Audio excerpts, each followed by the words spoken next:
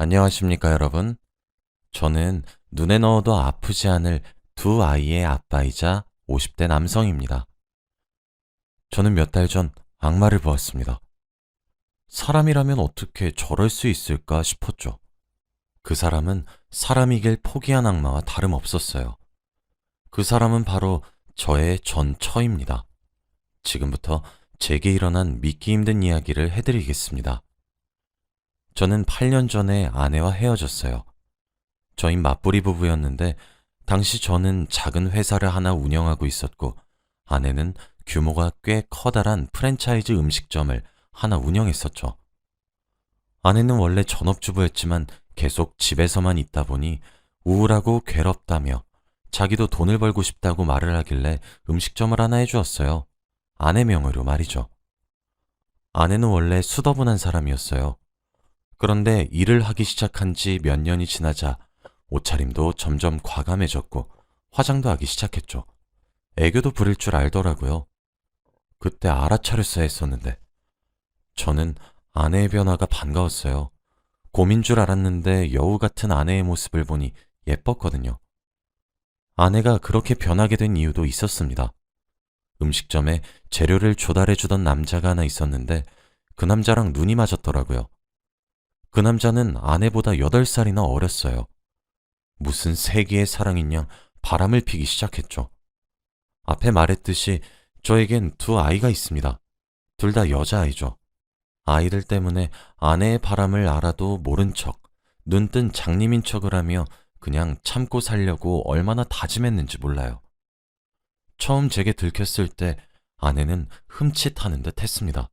그래서 자제하는구나 했는데 아내가 바람을 피우고 있다는 사실을 알고 나서도 제대로 대응하지 않으니 아내는 점점 대놓고 바람을 피우기 시작하더라고요. 아주 미쳐 날뛰면서 말이죠. 기세등등하게 외박하기도 하고 술에 절어 새벽에 들어오기도 했는데 그 빈도는 점차 늘어갔어요. 한 달에 한 번이던 것들이 어느새 이틀에 한 번 정도가 되었더군요. 우리 부부의 사이는 날이 갈수록 나빠질 수밖에 없었습니다. 점차 각방을 쓰기 시작했고 집을 공유하는 수준이었어요. 그래도 이혼을 하진 않았습니다. 아이들 때문에요. 제가 어렸을 때 아버지가 일찍 돌아가셨는데 애비 없는 자식이라는 말을 종종 듣고 자랐습니다. 그래서 제 아이들에게 제가 받았었던 상처를 똑같이 안겨주고 싶지 않았어요. 그런데 어느 주말, 저는 다른 날과 다름없이 아이들과 함께 시간을 보내고 있었는데 아이들이 제게 그러더군요. 엄마는 자기들을 싫어하는 것이 아니냐고요. 왜 그렇게 생각하냐 물어보니 엄마는 우리랑 놀아주지도 않고 매일 늦게 들어오는데 우릴 사랑하는 게 맞냐더군요. 그때 첫째는 겨우 초등학교 3학년이었고 둘째는 갓 입학한 1학년이었어요. 어린 아이들의 입에서 그런 말을 들으니 순간 머리를 망치로 한 대 맞은 것만 같더라고요. 그때부터 고민을 하기 시작했습니다. 저런 여자라도 엄마니까 엄마의 존재로 남겨줘야 할 것인가 하면서 말이에요. 제 고민의 대답은 이혼을 하는 것이었어요. 결국 저는 이혼 소송을 진행했습니다. 제가 아무런 핍박도 하지 않으니 점점 대놓고 기세등등하게 바람을 폈기 때문에 바람을 뒷받침해주는 증거들은 화수분처럼 쏟아져 나왔고 저는 당연히 승소했죠. 면접 교섭권도 박탈하려고 노력했습니다. 하지만 부모 자식 간의 인연은 천륜이라고 하늘이 점지해준 인연이라고 하잖아요. 그래서 그런지 쉽게 박탈되지 않더군요. 그런데 남자의 눈이 돌아간 여자가 아이들을 챙기겠나요? 면접 교섭권을 이용해 약속하지 않은 날에 찾아와 제 맘대로 아이들을 보기 일쑤였고 약속하기로 한 날에 펑크 내기도 했었죠. 아이들도 그 사이 사춘기가 지나고 머리가 커지면서 엄마의 바람으로 제가 이혼했던 사실을 알게 된 이후 엄마를 만나는 것을 꺼리더군요. 엄마지만 이해할 수 없다고 했습니다. 그러던 어느 날 작년 여름부터 자주 얼굴을 비추기 시작했어요. 아내는 저를 찾아와 진심으로 사죄하기 시작하더군요. 저는 우리 사이는 이미 끝난 사이니까 사적인 이유로 마주치고 싶지 않다고 아이들 문제가 아니라면 마주치지 말자고 단호하게 내쳤어요. 하지만 그럼에도 불구하고 아내는 저를 계속 찾아왔습니다. 아이들도 내심 제가 아내를 받아주길 바라는 눈치였어요. 이미 아내는 아이들에게 따로 찾아가 엄마가 미안하다고 말을 하고 눈물을 흘리며 사과를 했었다고 하더군요. 아이들도 처음엔 엄마의 갑작스런 태도 변화에 경계를 했지만 이내 벽을 허물고 엄마를 다시 받아주더군요. 아내와 아이들이 예전처럼 다시 같이 살자고 매달렸어요. 아내가 그런다면 거들떠도 보지 않겠지만 한창 사춘기인 아이들까지 그러니 마음이 흔들리더군요. 그래서 큰맘 먹고 아이들을 위해 가정을 합치기로 했습니다. 아니 어쩌면 저도 내심 마음속으로 아내의 사과와 뉘우침이 기꺼웠던 걸지도 몰라요. 다시 합치게 된 저희 네 식구는 8년 전 이혼했을 때보다 훨씬 경제적으로 여유로웠습니다. 제가 운영하고 있던 회사는 쭉 상승세를 유지해 규모가 조금 더 커졌고 아내는 그 사이 여러 개의 음식점을 동시에 운영하고 있더군요. 여유가 있다 보니 저와 아내는 가사도우미 아주머니를 한 분 고용했습니다. 식사나 빨래, 청소 등 집안일을 부탁할 심산으로 말이죠.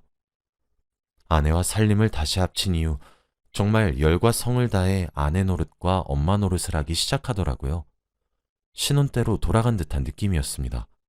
아니, 오히려 그때보다 더 헌신적이었어요.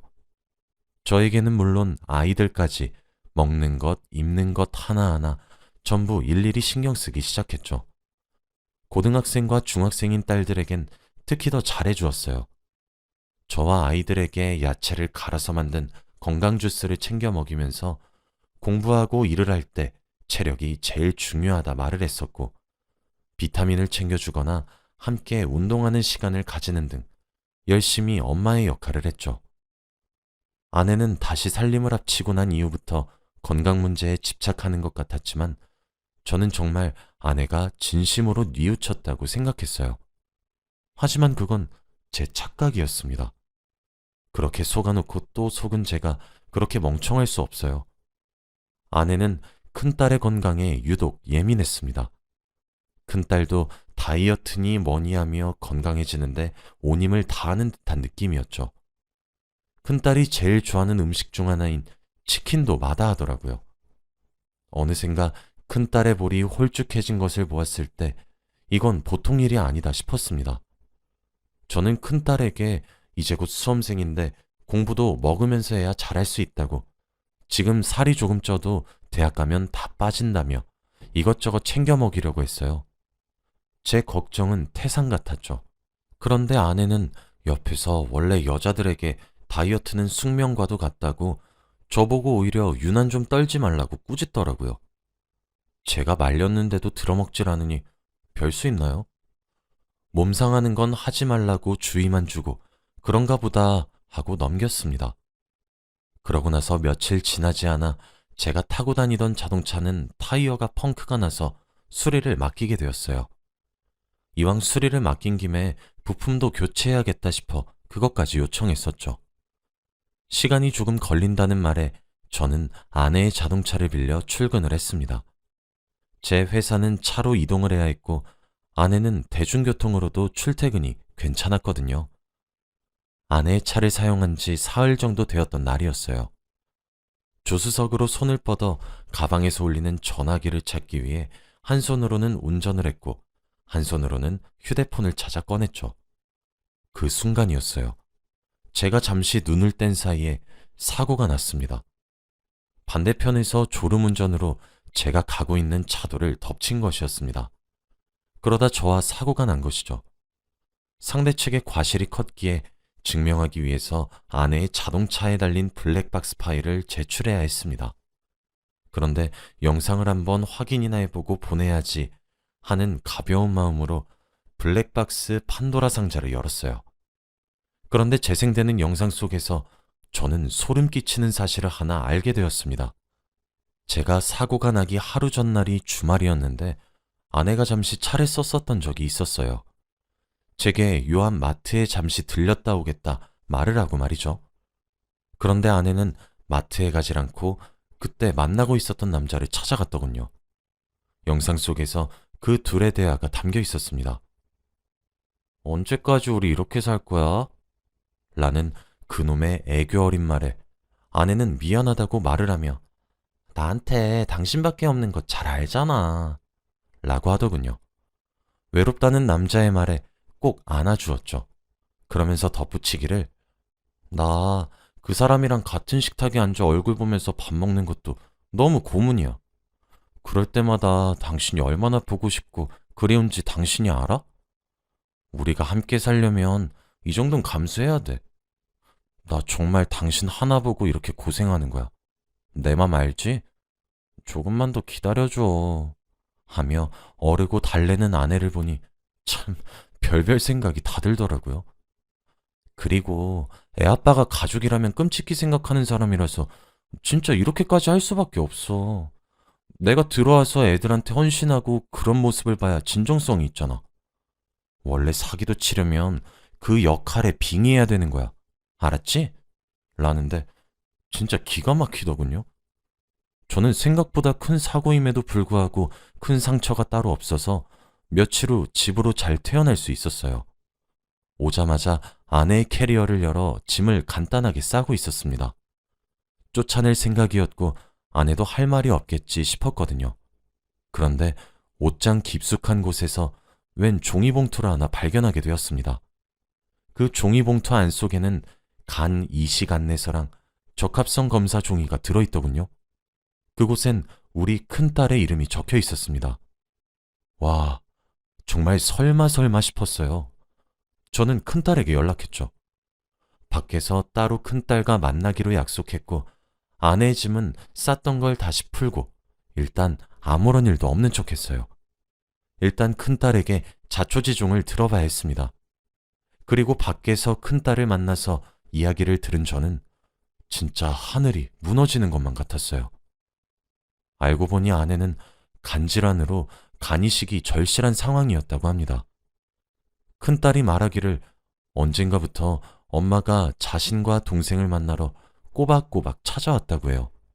그러면서 점차 미안하다고 엄마가 많이 어리석었었다고 사과를 했고 하루는 아이들에게 무릎을 꿇고 울면서 용서해주면 안 되겠냐고 이제 엄마 노릇하면서 살고 싶다고 빌었다고 하더군요. 순진한 제 아이들은 엄마가 눈물 짓는 모습에 진심이라고 착각하고 사과를 받아들였다고 합니다.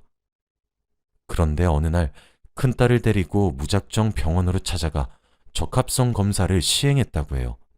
그런데 큰딸의 간이 적합했나 보더군요.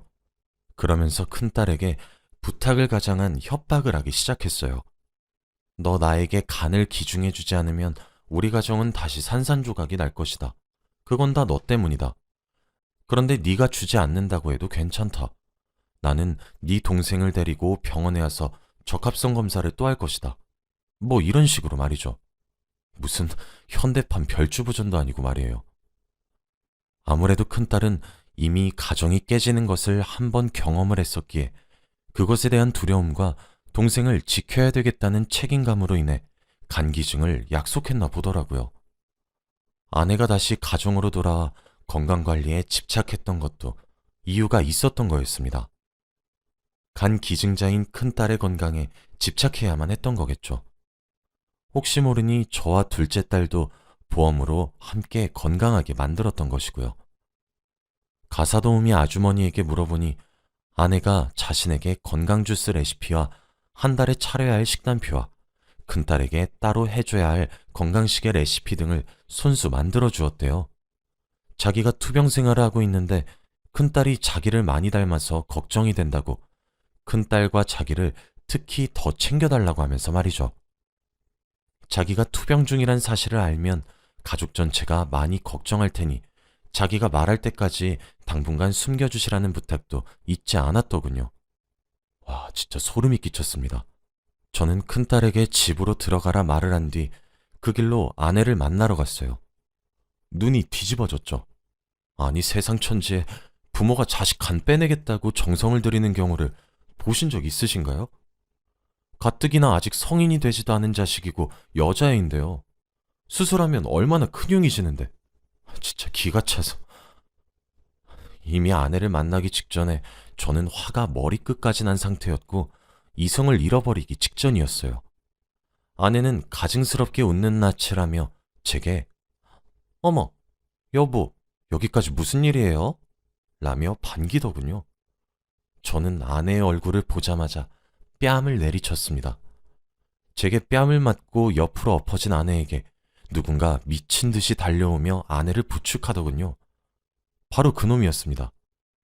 저는 당신이 사람이야? 어떻게 자기 자식 간을 빼달라고 강요해? 라고 하니 아내는 당황스러워하며 아니, 당신이 그걸 어떻게? 라더군요. 그러면서 횡설수설했습니다. 이야기를 들어보니 시한부 같은 인생은 아니지만 간이식이 절실한 상황이긴 한 것 같았어요. 뇌사자의 장기를 기증받으려고 했지만 등급이 낮게 평가되어 총각을 다투는 대기자들에게 밀려나고 있어서 뇌사자의 장기 기증은 기대하기 힘들 것 같다고 하더군요. 여보, 근데 들어봐. 아직 우리 딸은 젊잖아. 젊으면 회복이 더 빠르대.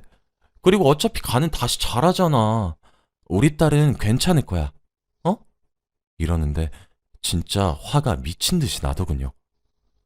저는 그 두 사람을 노려보며 아니 그럼 당신은 저놈한테 간을 달라고 하지 왜 멀쩡한 애들을 건드려? 사람이 정도란 게 있는 거야. 애들이 한창 엄마 사랑 구걸했을 때 남자한테 눈이 멀어서 가정 파탄 냈으면 적어도 뻔뻔하게 나오진 말아야 될 것 아니야? 만약에 애한테 후유증 오면 그래서 평생 약 달고 사는 인생 돼버리면 어쩔 거냐고. 당신은 당신 인생만 중요해?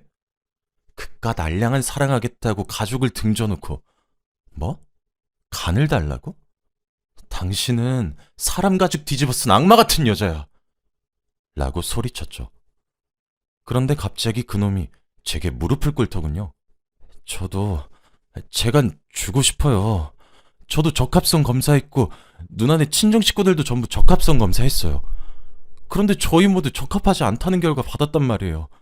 정말 어쩔 수가 없었다고요. 라며 아내를 좀 살려달라 빌더군요. 들어보니 아내는 청천벽력처럼 그런 결과를 받고 삶의 의욕을 잃어갈 때쯤 저희 딸들이 생각났다고 합니다. 둘째는 너무 어리고 첫째는 조금 있으면 성인이 되기도 하고 그래서 믿져야 본전으로 애들에게 사과하면서 달랜 후 첫째를 데리고 무작정 병원을 가서 적합성 검사를 했는데 큰딸의 간은 적합성 검사를 통과했던 거였죠. 아내도 같이 무릎을 꿇고 제게 빌기 시작했어요. 저는 난 절대 허락 못해. 두 번 다시 내 새끼들 건들 생각하지 마. 이번엔 당신 뺨 한 대로 끝내겠는데 다음에 걸리면 뼈도 못 추릴 줄 알아. 그러게 행실을 곱게 하지 그랬어. 당신 천벌 받은 거잖아. 안 그래? 살림만 합치길 천만다행이지. 당신은 몸만 나가면 될 것 아냐. 내일 문 앞에 당신 물건 싹 다 갖다 놓을 테니까 가져가. 내일 안 가져가면 싹 다 갖다 버릴 거니까. 라고 화를 낸 후 집으로 돌아왔어요. 아내는 그 와중에도 제게 그럼 당신 간이라도 나한테 주던가 라고 소리치며 바닥에 주저앉아 통곡하더군요. 저는 집으로 곧장 돌아와 아이들을 거실에 불러 앉혔어요. 그리고 아이들의 얼굴을 하나씩 쳐다봤죠. 이제 고등학생과 중학생인 아이들의 얼굴을 보니 진실을 얘기해도 괜찮을지 걱정이 앞서더군요. 하지만 제가 모르게 아내가 수작을 부릴 가능성이 있었던 것이 제게도 너무 큰 충격이었던 터라 모든 것을 솔직하게 이야기하기로 했습니다. 큰딸은 아내가 자신의 간을 노렸던 사실은 알고 있었지만 아내의 사과와 미안함이 그래도 자신들을 위한 사랑이었다고 생각했는데 그런 것들이 아니었다는 사실에 커다란 충격을 받았고 자기를 정말 장기 기증용으로 이용했던 사실에 크게 상처를 받았어요. 둘째 딸은 자신의 언니가 가족의 평화를 위해 희생했던 사실과 엄마의 모든 행동들이 거짓된 행동이었다는 것에 충격과 상처를 받았죠. 그 와중에도 제 아이들은 제게 아빠는 괜찮아? 라며 묻더라고요. 그 질문에 참고 참았던 눈물이 펑펑 쏟아졌습니다. 어쩌면 제가 가장 큰 상처를 받았었던 것 같기도 해요. 아이들에게 엄마를 빼앗았단 죄책감이 항상 있었고 제가 아이들과 성별이 달랐기에 여자 어른으로서의 역할을 해주진 못했으니까요. 가족이 깨어졌다는 죄책감도 상당해서 아내가 사과와 함께 가정으로 돌아왔을 때 누구보다 제가 제일 기뻐했었던 것 같습니다. 저는 아이들에게 괜찮다고 장기 기증에 대한 위험성을 얘기해 주었고 절대 응하지 말라 큰딸에게 못을 단단히 박았죠. 아직 미성년자이기도 하고 제 눈엔 아기로 보이는데 이런 아이의 간을 빼가려고 했던 게 기가 차더라고요. 그렇게 저희 가족은 다시 헤어졌습니다. 아내가 저희 집에 몸만 들어와 살림만 합쳤던 터라 법적으로 엮여있지 않아서 두 번째 헤어짐은 단순했어요.